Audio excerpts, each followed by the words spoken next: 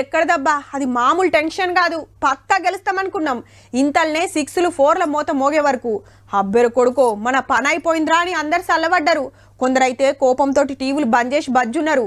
కానీ ఆఖర్లో షురైంది అసలాట. ఖత్తర్నా క్యాచ్ పట్టుడు, బొంబాటుగా బౌలింగ్ వేసుడు. హీగేముంది, క్రికెట్లా దునియా కప్పు కొట్టేసినాం. దేశమంతా సంబరాలే సంబరాలు. 20 దేశాలను ఓడగొట్టొచ్చిన తోపు ఆటగాళ్లకు గొప్ప గెలకని చెప్పాలి కదా మరి.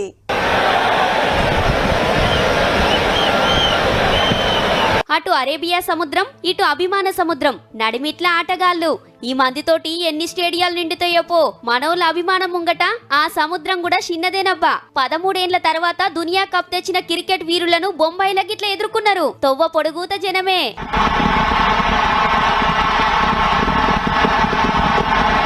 చిన్నగా స్టేడియానికి వచ్చినాక అందరికీ సన్మానాలు జరిగినాయి. మన క్రికెట్ సంఘం 125 కోట్ల